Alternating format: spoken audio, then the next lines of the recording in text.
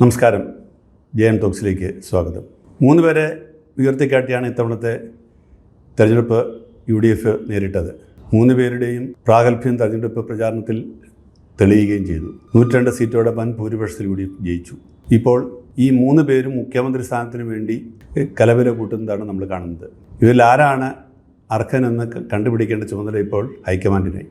സത്യത്തിൽ ഈ 3 പേരിൽ ഒരാളെ മുഖ്യമന്ത്രി സ്ഥാനാർത്ഥിയാക്കി ഉയർത്തിക്കാട്ടിക്കൊണ്ട് തന്നെ തെരഞ്ഞെടുപ്പിൽ പോകുന്നതായിരുന്നില്ല നല്ലത്. ഇപ്പോഴെങ്കിലും ഹൈക്കമാൻഡിന് തോന്നുന്നുണ്ടാവും. KC വേണുഗോപാലാണ് മുഖ്യമന്ത്രി ആകണമെന്ന് ഹൈക്കമാൻഡ് ആഗ്രഹിക്കുന്നെങ്കിൽ KC വേണുഗോപാലിനെ തന്നെ മുഖ്യമന്ത്രി സ്ഥാനാർത്ഥിയാക്കി ഉയർത്തി കാണിക്കാമായിരുന്നു. വലിയൊരു 5 ഗ്യാരണ്ടികൾ നൽകിക്കൊണ്ട് വലിയൊരു വാഗ്ദാനം നൽകി തെരഞ്ഞെടുപ്പ് ജയിക്കാനുള്ള എല്ലാ സാഹചര്യങ്ങളും ഒരുക്കി ചെയ്തൊരു തെരഞ്ഞെടുപ്പിൽ വേണമെങ്കിൽ KC വേണുഗോപാലിനെ തന്നെ കേരളത്തിൻ്റെ കോൺഗ്രസ് സ്ഥാനാർത്ഥിയാക്കി മുഖ്യമന്ത്രി സ്ഥാനാർത്ഥിയാക്കി ഉയർത്തിക്കാട്ടിക്കൊണ്ട് തെരഞ്ഞെടുപ്പിന് പോകാമായിരുന്നു. ഒരുപക്ഷെ അതിൽ VD സതീശനും രമേശ് ചെന്നിത്തലയൊക്കെ നീരസമുണ്ടായിരിക്കാം. പക്ഷേ അവർ ചിലപ്പം പൂർണ്ണമായി സഹകരിച്ചില്ല എന്ന് വരാം. എങ്കിലും ആ ചലഞ്ച് ഏറ്റെടുത്തുകൊണ്ട് മത്സരിച്ച് അങ്ങനെയാണെങ്കിൽ KC വേണുഗോപാലിനെ മുഖ്യമന്ത്രിയാക്കാമായിരുന്നു. ജനങ്ങളെ വഞ്ചിക്കുന്ന ഒരു സാഹചര്യം ഉണ്ടാകുമായിരുന്നില്ല. ഇതിപ്പോൾ എന്താ ചെയ്തത്? KC വേണുഗോപാലിനെ മുഖ്യമന്ത്രിയാക്കണമെന്നുള്ള ഒരു അജണ്ടയോടെ മുന്നിൽ VD സതീശനെയും രമേശ് ചെന്നിത്തലയും നിർത്തിക്കൊണ്ട് തെരഞ്ഞെടുപ്പ് നടത്തുക. എന്നിട്ട് തെരഞ്ഞെടുപ്പിൽ വൻ വിജയം ഉണ്ടായിക്കഴിയുമ്പോൾ അതൊക്കെ നിങ്ങളൊക്കെ അവിടെ നിൽക്കേ, ഞങ്ങളുടെ സ്ഥാനാർത്ഥിയുണ്ട്, അത് KC വേണുഗോപാലാണ് എന്ന് പറഞ്ഞ് KC വേണുഗോപാൽ MP ആയ KC വേണുഗോപാൽ രംഗത്ത് വന്ന് ഈ മുഖ്യമന്ത്രി സ്ഥാനം കവർന്നെടുത്തുകൊണ്ട് പോവുക. വാസ്തവത്തിൽ ഇവിടുത്തെ ആളുകളെ വിഡ്ഢിയാക്കുന്നതിന് തുല്യമല്ലേ അത്? വോട്ട് ചെയ്ത് ജനങ്ങളെ അവമാനിക്കുന്നതിന് തുല്യമല്ലേ അത്? അല്ല, നിങ്ങൾ VD സതീശനെയാണ് മുഖ്യമന്ത്രി സ്ഥാനാർത്ഥിയായി കാണുന്നതെങ്കിൽ VD സതീശനെ മുഖ്യമന്ത്രിയാണെന്ന് പ്രഖ്യാപിക്കണം. രമേശ് ചെന്നിത്തലയ്ക്ക് കുറച്ച് നീരസം ഉണ്ടാകുമായിരിക്കും, അല്ലെങ്കിൽ അദ്ദേഹം ചിലപ്പോൾ ഇതിൽ നിന്ന് ഡിസോസിയേറ്റ് ചെയ്തായിരിക്കും. പക്ഷേ ചലഞ്ച് ഏറ്റെടുക്കാൻ തയ്യാറാണമായിരുന്നു.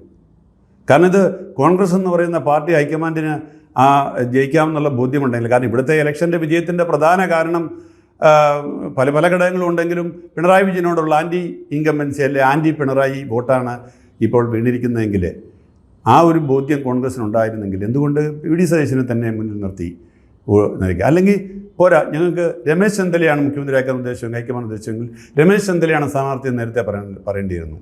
അപ്പോൾ ഈ 3 പേരുടെയും പിണറായി വിജയനെ നേരിടണമെങ്കിൽ ഇവരുടെ 3 പേരുടെയും പിന്തുണ വേണം. ഇവരുടെ 3 പേരുടെയും വോട്ട് ഇവരുടെ 3 പേരുടെയും സ്വാധീനം, ഇവരുടെ 3 പേരുടെയും സമൂഹത്തിലുള്ള ആ ഒരു അംഗീകാരം അത് ചൂഷണം ചെയ്യുക. അങ്ങനെ ഒരു വിജയം ഉറപ്പാക്കിയ ശേഷം ഇവരിൽ ഞങ്ങൾ ഒരാളെ മുഖ്യമന്ത്രിയാക്കാൻ ഞങ്ങൾക്ക് വേണ്ട ആൾ ഇന്ന ആളെ എന്ന് പറഞ്ഞ് രംഗത്ത് വരുമ്പോൾ അത് വളരെ മോശമായി പോയി എന്നുള്ളതാണ് ഇപ്പോഴത്തെ ജനവികാരത്തിൽ നിന്ന് മനസ്സിലാവുന്നത്. കാരണം വളരെ ആത്മാർത്ഥമായിട്ട് ഈ തെരഞ്ഞെടുപ്പിന് വേണ്ടി പരിശ്രമിച്ച, അതിനു വേണ്ടിയിട്ട് കഴിഞ്ഞ 5 വർഷമായിട്ട് കരുക്കൾ നീക്കിയ, അതിനു വേണ്ടിയിട്ട് 5 വർഷമായിട്ട് ഗ്രൗണ്ട് ലെവലിൽ ജോലി ചെയ്ത നേതാക്കളെയെല്ലാം തള്ളിക്കളഞ്ഞുകൊണ്ട് ഡൽഹിയിൽ നിന്ന് ഒരാളെ അങ്ങോട്ട് മുഖ്യമന്ത്രിയാക്കി കെട്ടിയിറക്കാം എന്ന് പറഞ്ഞാൽ ഇത് കേരളമാണ്, ഇത് നോർത്ത് ഇന്ത്യ അല്ല എന്ന് മനസ്സിലാക്കണം. ഇതൊക്കെ ചെയ്യാൻ ശ്രമിച്ച ആന്ധ്രയിൽ എന്താ സംഭവിച്ചെന്നുള്ളത്, ജഗൻമോഹൻ റെഡ്ഡിയെപ്പോൾ ഒരാളെ പിണക്കി വിട്ടതുകൊണ്ട് എന്താ സംഭവിച്ചതെന്ന് നമുക്കറിയാം. മധ്യപ്രദേശിൽ എന്താണ് സംഭവിച്ചതെന്ന് നമുക്കറിയാം. രാജസ്ഥാനിൽ എന്താണ് സംഭവിച്ചതെന്നറിയാം. അപ്പോൾ ഇതെല്ലാം പാഠമായി മുന്നിൽ നിൽക്കുമ്പോൾ ഇങ്ങനെ ഒരു കസർത്ത് നടത്താതെ ഒരാളെ മുന്നിൽ നിർത്തി ഇലക്ഷൻ മത്സരിക്കാനുള്ള ഒരു തൻ്റെ ഇടം കാണിക്കണമായിരുന്നു. അല്ലെങ്കിൽ 3 പേരെയും നേരത്തെ തന്നെ വിളിച്ച് നിങ്ങൾ ഇന്ന ആളായിരിക്കും മുഖ്യമന്ത്രി, മറ്റ് 2 പേരോട് നിങ്ങൾ ഇന്ന സ്ഥാനങ്ങൾ ഏറ്റെടുക്കണമെന്ന് നേരത്തെ പറഞ്ഞുറപ്പിക്കണം. അതും ചെയ്തിട്ടില്ല എന്നാണ് ഇപ്പോൾ വ്യക്തമാകുന്നത്. അങ്ങനെ ഒരു മുൻധാരണയുമില്ല. വാസ്തവത്തിൽ ഇവിടുത്തെ പാവപ്പെട്ട ജനങ്ങൾ വിചാരിച്ചത് ഇതൊക്കെ ഹൈക്കമാൻഡ് ഒരു മുൻധാരണ ഉണ്ടാക്കി ഇവരെ 3 പേരെയും സംസാരിച്ച് നിങ്ങൾ ഇന്ന ആളുകളെ ഇന്ന പദവികൾ ഏറ്റെടുക്കണമെന്ന് പറഞ്ഞായിരിക്കുമെന്ന്. അതും ചെയ്തിട്ടില്ല. അത് ചെയ്തിരുന്നെങ്കിൽ ഇപ്പോൾ ഈ നാടകം ഉണ്ടാവില്ല. വഴിനീള ഫ്ലെക്സ്, വഴിനീളെ ഹോർഡിങ്ങുകൾ, വഴിനീള പ്രകടനങ്ങൾ.